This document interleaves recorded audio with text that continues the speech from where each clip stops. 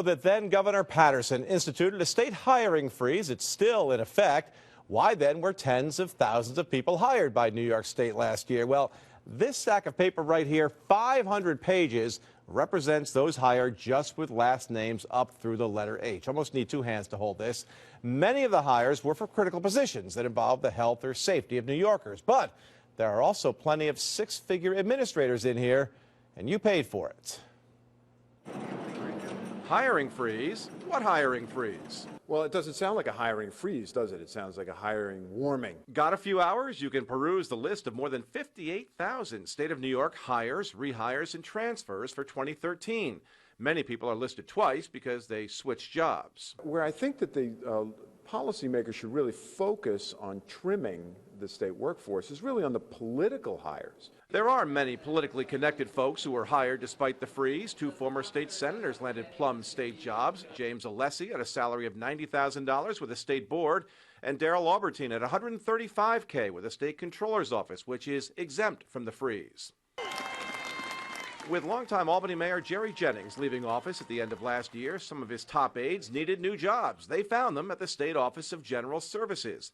Nicholas D'Antonio, the former Albany General Services Commissioner, became an OGS building superintendent. His salary, $99,800. Sue Cleary, who did special events at Albany, is the new OGS Convention and Arts Center manager. Her salary, $94,000. OGS says there were openings due to retirement and attrition and says both were highly qualified and bring years of successful experience.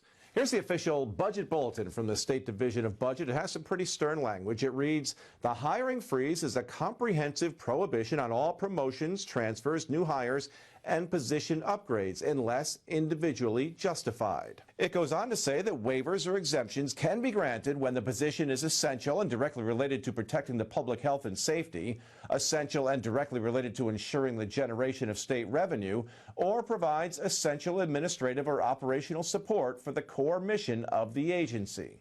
This is going to be tough. Many agencies work hard to avoid waivers and stay within the freeze. One agency that did not hire many highly paid administrators in 2013, the Department of Environmental Conservation. We work very hard. We have very dedicated staff. When we have vacancies, we fill them quickly. We stay up near our target all the time. In general, we do it very effectively, and we are doing more with less these days. Does it come down to hard choices sometimes? All the time. All the time. I mean, we make choices, on a daily basis about where we have to direct resources. On the other hand, there's the Department of Corrections and Community Supervision. DOCS hired 6 assistant commissioners, all at 6 figures. It also hired 2 deputy directors, 1 director of public information, and 1 assistant public information officer.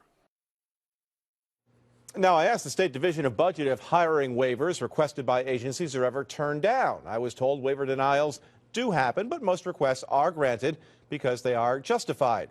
DOB also points out the state workforce under executive department control is at 118,000 right now, and that is down 9,000 since the end of 2010. By the way, the governor's office also made plenty of hires in 2013, including 2 communications officers, a deputy director of technology, and most recently this year, a new special projects advisor at $160,000 a year. Now, even with those 2 new communications officers, the communications office did not respond to my request for a comment. DOCS also promised me more information on its hires, but I haven't received that yet either.